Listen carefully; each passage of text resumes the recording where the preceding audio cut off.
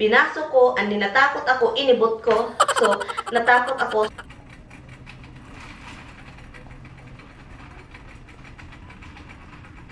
Good morning, Philippines! Good morning, funny girl. You look so funny. Say good morning. Your hair is not... Oh my goodness. It's okay as long as your hair is shorter, right? But don't be mad. You're still mad. Good morning. You're still mad that I cut your hair and you look funny? You're still mad? Oh, you're not happy at all. You're not happy. Smile. Give mama a smile. Smile. You're still not happy with me. Huh? Say good morning. Good morning. Tignan nyo to dito, guys. So foggy. Love, it's a foggy morning. Nabuhi na yung fern natin, guys. Nabuhay siya. Look, buhay naman siya. So, okay. I'm going to eat some breakfast. Ay, my problem is I don't have rice. Nag-ano ako nito kung saan ko to ibigay, guys. Yung harvest ko na zucchini. Ito yung old. Ito yung hinarvest ko bago. So, sa kapitbahay, I think ibigay ko yan. And anyway, good morning. Good morning everything. So, problemado guys kasi ngayon is Sunday, Monday. Monday ngayon, pero uuwi sana si Tami. Meron akong ipakitang video sa inyo na hindi siya makauwi siya pero late. Kasi meron siyang inasikaso sa bahay kasi it's been raining since last night sa doon sa New Rochelle. So, ngayon, yung basement nag-flood. Ganito yung ano mangyayari kapag flooding. Okay, ipakita ko sa inyo.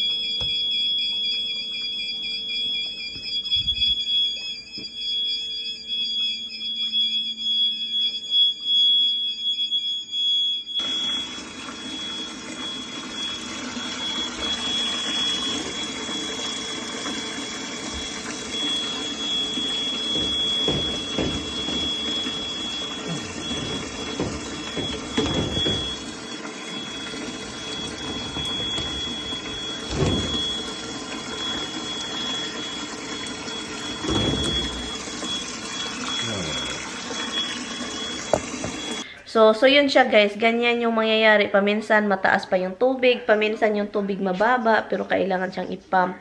You know, yung naririnig ninyo na parang whistle, ano siya, alarm na may tubig. And then merong pump doon, so ngayon si Tami nagpa-pump.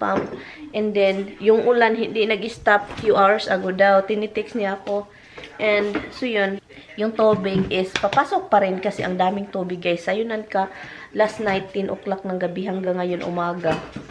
Few hours lang nag-stop. So ang taas ng ulan, 'di ba? Ang taas ng patak ng ulan. So ngayon ang daming tubig sa ano lupa.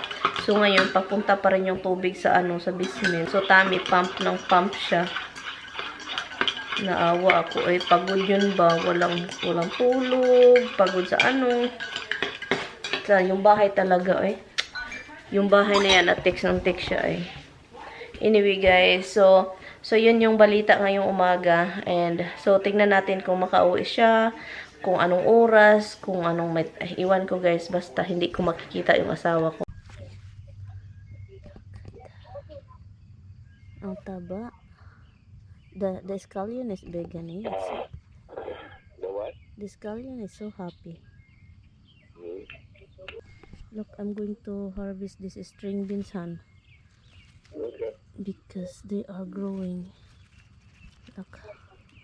I-harvest lang natin to, guys. No, no, she's working. She's working, and how about Thomas? School.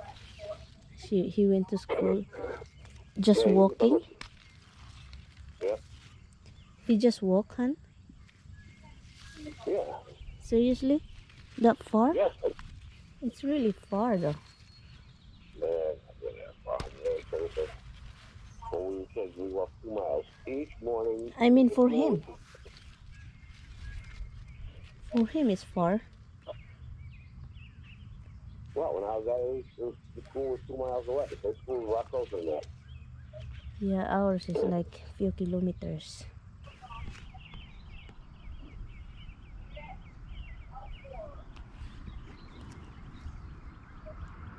Ito, meron tayo dito.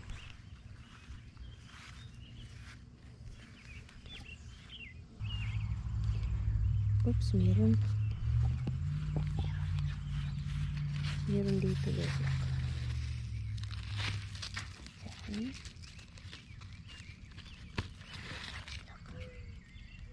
Ang daming tomato. Ay, meron pa doon isa.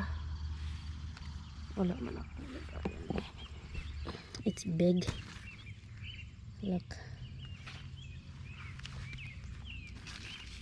Ay, meron pa din isa. Yeah, figure out what the hell you're talking about. Yeah, so ito na yun, guys. Our harvest for the morning. Look. And I still have a lot of zucchini, honey.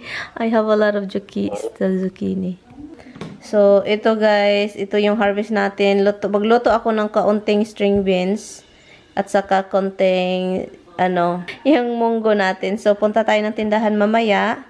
Bili tayo ng coconut milk. Bili tayo ng yung mga panglagay natin. So, yun. So, guys, tinawagan ako ni Tami. Nag-usap kami. So, sabi pa niya, grabe daw yung tagatuho daw yun. Kagabi daw yung niya. Kasi, guys, sa sobrang pagod niya, malakas daw yung ulan. Tumawag yung kapatid. Grabe daw yung ulan. Pati yung parking lot ng kapatid kung saan sila nakatira. Nag-flood. So, hindi na malaya ni Tami na gano'n nakalakas yung ulan kasi sa sobrang pagod nga, 'di ba? Walang tulog masyado, pagod sa trabaho. So 'yun. So ang nangyayari, and then hindi na malaya ni Tami yung basement. Pag sabi pa niya, taga-tuhod na daw yung tubig. Ang problema doon ngayon, yung refrigerator, freezer doon at saka washing machine.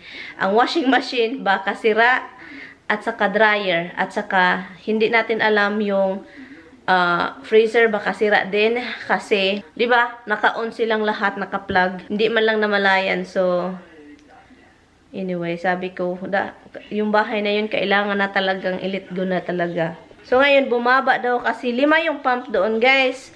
So nasunog nasunog yung 4. So isa na lang daw yung nag-work. So ngayon pagod siya kasi paggising daw niya ang nalalaman niya is isa lang yung pump. So, inaayon niya. Alam niyo naman si Tami, mahilig yan mag-ayos. And then, yung ayusin niya ba yung mga sira.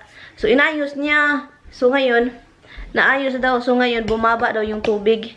Kasi naayos niya yung 4 na pump. So, buti na lang itong asawa ko. Magaling talaga. Kahit sabi pa niya, kahit daw, na yung parang, gano na yung mata niya sa, masakit na yung ulo niya. Kasi, yung alarm, hindi, yung isang pump is hindi ma-off yung alarm. Kasi kapag naka-plug yung pump, and then may tubig, mag-alarm palagi. So, yun kaya sumasakit daw ulo niya. Bihis ako, guys, kasi aalis tayo. And tinitignan ko lang itong damit kung gaano ka. Kasi bibili din ako ng bag. Magpunta tayo sa tindahan. And I think maliit lang na bag. Or maybe malaki-laki kasi parang mag-order pa ako ng laruan para sa bata. Magpunta tayo sa warehouse para magbili ng gift bag. Kasi mura-mura doon ba tag $1, 50 cents, ganun. Doon sa tindahan ng like 7, 5, ganun. So yun. So, tinitignan ko lang kung gaano kalaki plus extra space for sa laruan, 'di ba? Dito tayo guys, hanap tayo ng, mag-defrost tayo ng snake. Oh, snake! Natakot kasi ako baka may snake dito. So, mag-defrost tayo ng steak. So, yun, hanap tayo. I know ito, oh, sayang ito pag hindi ko ito lutuin. Ito. Lutuin ko to for tummy. Look, i-defrost natin ito. Ito ang kapal ng steak na to. Hopefully, maging fully defrost po ito kasi makapal siya para maluto natin mamayang hapon. Hindi po ito advertise para ito sa mga babae na mayroong monthly dugo. So, ito yung ginagawa ko guys. Kapag umaalis ako, isi-share ko lang po sa inyo ha. Kapag aalis ako, pag sa bahay lang ako, napkin. Ang gamit kong napkin is itong Always Ultra Thin.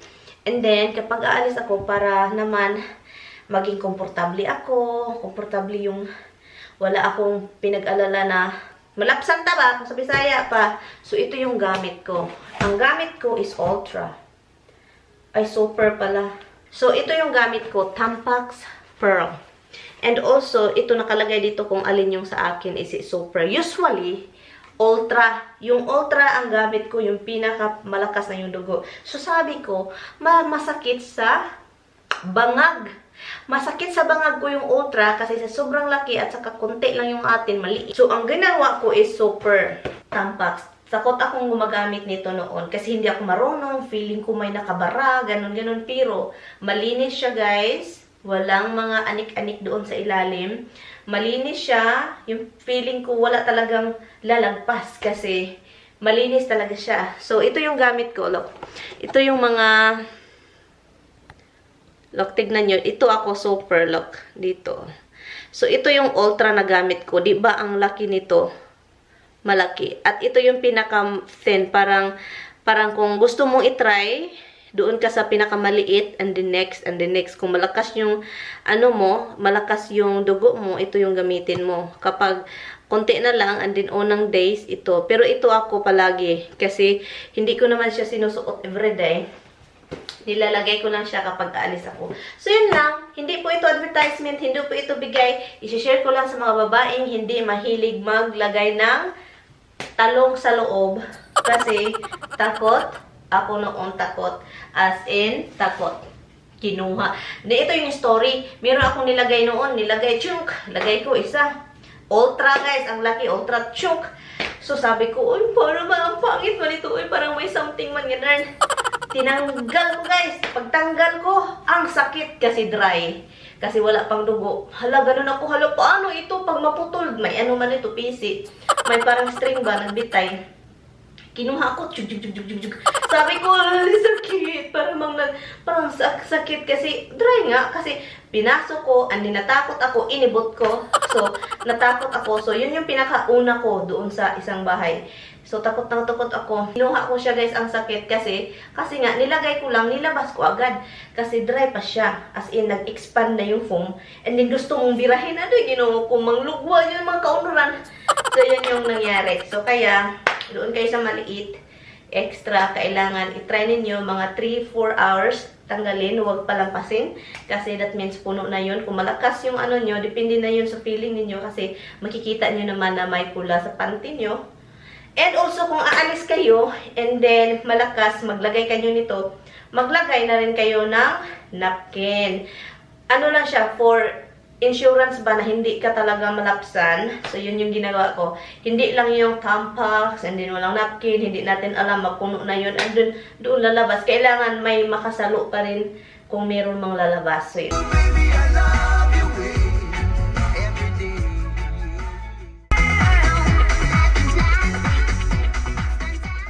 So, andito na tayo sa tindahan, the warehouse outlet. So, outlet po ito yung puntahan natin. Parang wala pa sila masyadong tao. Parang walang tao. Maaga kasi. Hi! Ayan, maaga. So, dito yung hinahanap ko, guys. Ito ang daming pa-party dito. Mga cards. Ito yung pang-party. So, ano bang hanapin ko? So, hanap tayo ng bag. Dito akong mag-party. Dito, mayroon silang mga ganito, mura. Mga baso, plato. Okay, asan tayo?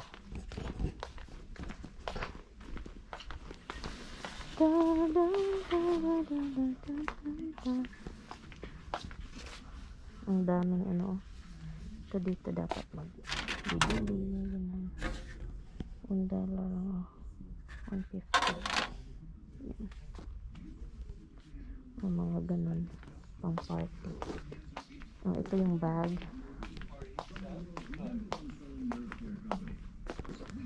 Happy birthday bag. Ito oh. It's a girl. No. Happy birthday.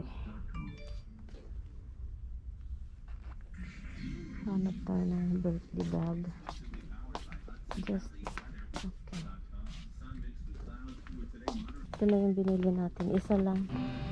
108, please. 108. $5 minimum for cards. Oh. Okay. You have change printed? Yes.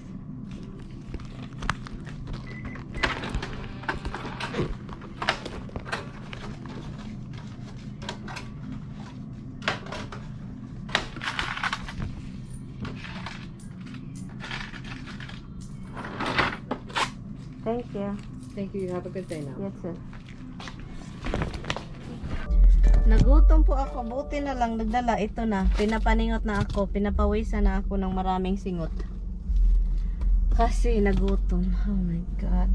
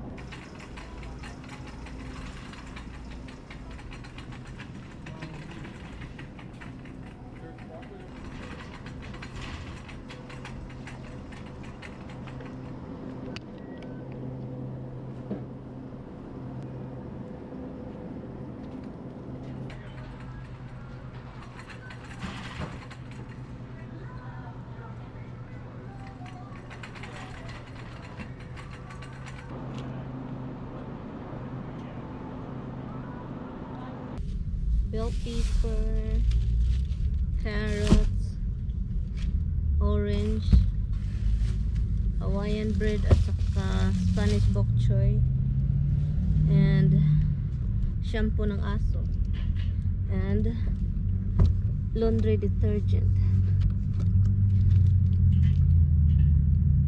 Yun.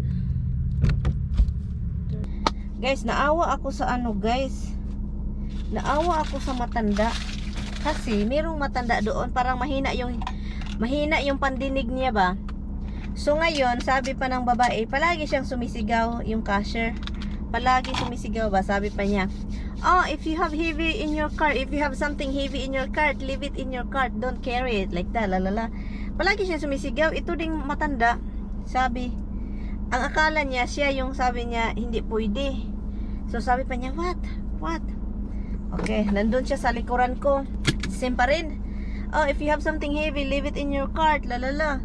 Oh my God, it's for his time to be like put yung ilagay na yung mga gamit niya sa ano, sa kung saan yun ilalagay yung mga binibili. Tapos Ginoo ko, sabi pa niya, "I don't need this." Umalis siya kasi nagalit siya kasi yung babae hindi niya maintindihan anong mga pinagsasabi. Sinabihan namin na it's okay. It's just about heavy things in your cart. God, and then, hindi talaga siya makaintindi. Yung pandinig niya ba, And then mahina yung pandinig. So nahirapan kaming nagkalisod. So yun.